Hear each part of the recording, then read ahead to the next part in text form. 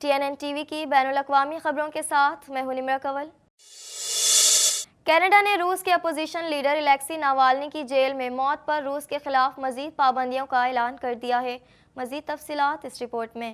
Canada نے روس کے اپوزیشن لیڈر الیکسی ناوالنی کی جیل میں موت پر روس کے خلاف مزید پابندیوں کا اعلان کر دیا ہے۔ کینیڈین وزیر خارجہ کے مطابق یہ پابندیاں گزشتہ ماہ روسی اپوزیشن رہنما الیکسی ناوالنی کی ہلاکت اور روس کی جانب سے انسانی حقوق کی مسلسل اور منظم خلاف ورزیوں کے رد عمل میں ہیں۔ میڈیا رپورٹ کے مطابق کینیڈا کے وزیر خارجہ میلانیہ جولی نے ایک بیان میں کہا کہ اعلان کردہ پابندیوں کی زد میں سینئر حکام اور روسی عدلیہ کے اعلیٰ عہدیدار، انصاف کی خدمات انجام دینے والے ادارے سمیت روس کے 6 عہدیدار شامل ہیں۔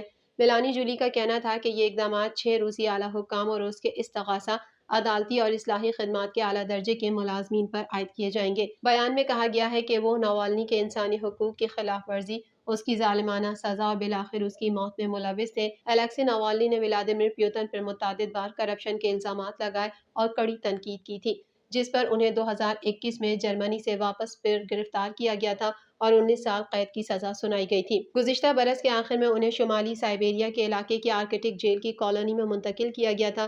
روس کے 47 سالہ opposition leader Alexei Navalny Arctic jail colony میں 19 سال قید کی سزا کاٹ رہے تھے، جہاں ان کی اچانک موت واقع ہوئی تھی اور ابتدائی طور پر وجوہات کا تعین نہ ہو سکا، تاہم تحقیقات کے لیے ایک انکوائری کمیٹی تشکیل دے دی گئی۔ خیال رہے کہ روسی صدر ولادیمیر پیوتن کے سخت ناقد الیکسی ناوالنی گزشتہ ماہ جیل میں پراسرار طور پر انتقال کر گئے تھے۔ فلسطینی حامی مظاہرین کی جانب سے داخلی راستے بند کرنے کے بعد ٹروڈو اطالوی وزیر اعظم کا استقبالیہ منسوخ کر دیا گیا۔ مزید جانیں گے اس رپورٹ میں۔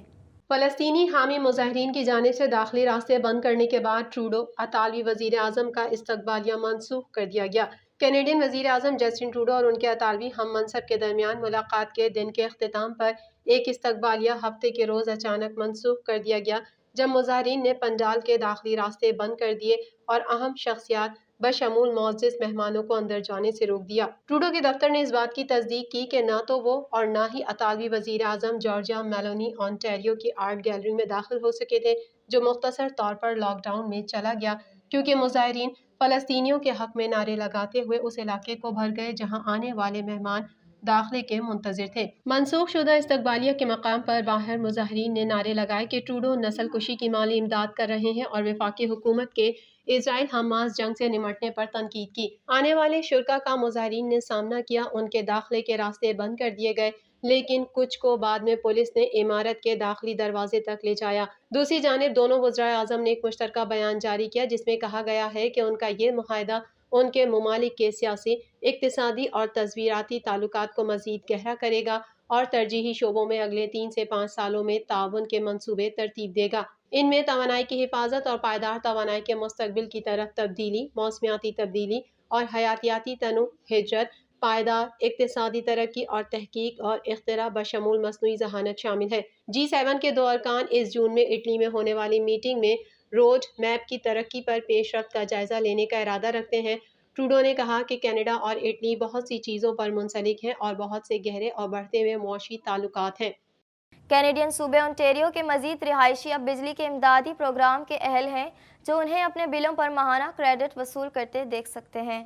مزید احوال اس رپورٹ میں۔ کینیڈین صوبہ انٹیریو کے مزید رہائشی اب بجلی کے امدادی پروگرام کے اہل ہیں، جو انہیں اپنے بلوں پر ماہانہ کریڈٹ وصول کرتے دیکھ سکتے ہیں۔ صوبائی حکومت نے اعلان کیا کہ وہ اکتوبر 2023 میں انٹیریو الیکٹریسٹی سپورٹ پروگرام کے لیے آمدنی کی اہلیت کی حد میں اضافہ کرے گی۔ تبدیلیاں 1 مارچ سے لاگو ہوں گی۔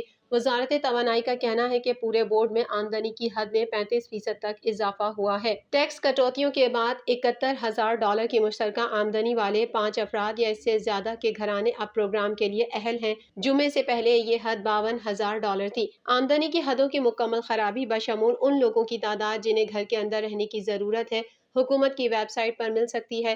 بچوں، کمیونٹی اور سماجی خدمات کے وزیر مائیکل پارسا نے ایک بیان میں کہا، صوبے کے الیکٹریسٹی سپورٹ پروگرام میں یہ سرمایہ کاری ظاہر کرتی ہے کہ ہماری حکومت انٹیریو کے لوگوں کے لیے زندگی کو مزید سستا بنانے کے لیے کتنی سنجیدہ ہے۔ ہماری حکومت لاگت کو کم کرنے کے لیے مزید طریقے تلاش کرتی رہے گی تاکہ یہ یقینی بنایا جا سکے کہ ہمارے صوبے میں کوئی بھی پیچھے نہ رہ جائے۔ آنٹیریو الیکٹریسٹی سپورٹ پروگرام کم آمدنی والے گھروں کو ان کے بجلی کے بل پر ماہانہ چھوٹ فراہم کرتا ہے۔ رقم کا انحصار متعدد عوامل بشمول مشترکہ گھریلو آمدنی اور گھر میں رہنے والے افراد کی تعداد پر ہوگا۔ ان میں سے زیادہ تر اہل افراد کو ماہانہ $35 سے $75 تک کے کریڈٹ ملیں گے۔ حالانکہ حکومت کا کہنا ہے کہ زیادہ چھوٹ ان صارفین کے لیے دستیاب ہے جو مقامی خاندان کے افراد کے ساتھ رہتے ہیں، الیکٹرک ہیٹنگ کا استعمال کرتے ہیں یا بجلی سے چلنے والے بعض طبی آلات استعمال کرتے ہیں۔ آنٹیریو الیکٹریسٹی سپورٹ پروگرام کے موجودہ رہائشی زیادہ کریڈٹ رقوم کے اہل ہو سکتے ہیں اور انہیں یہ جاننے کے لیے کسٹمر سروس سینٹر سے رابطہ کرنا چاہیے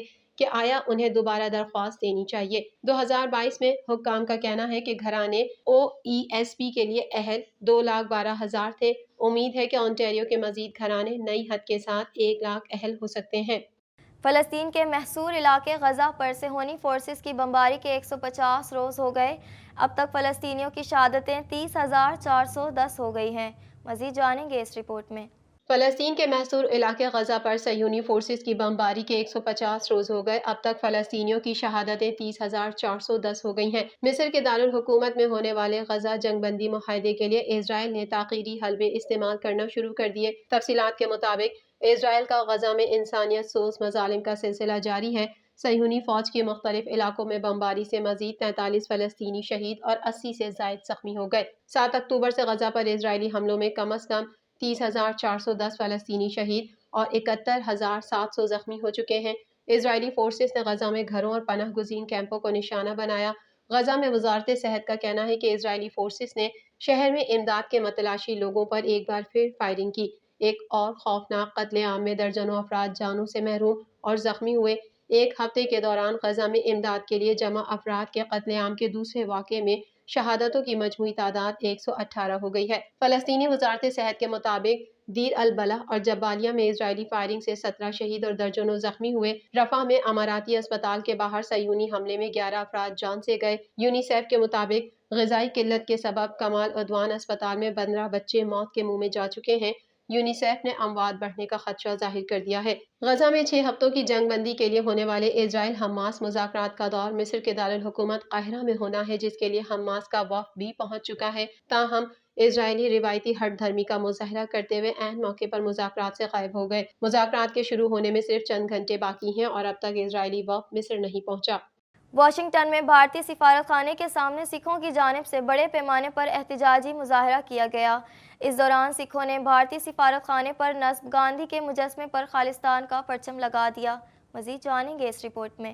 واشنگٹن میں بھارتی سفارت خانے کے سامنے سکھوں کی جانب سے بڑے پیمانے پر احتجاجی مظاہرہ کیا گیا۔ اس دوران سکھوں نے بھارتی سفارت خانے پر نصب گاندھی کے مجسمے پر خالصتان کا پرچم لگا دیا۔ میڈیا رپورٹ کے مطابق بھارتی سفارت خانے کے سامنے سکھ مظاہرین کی جانب سے خالصتان کے حق میں نعرے بازی کی گئی۔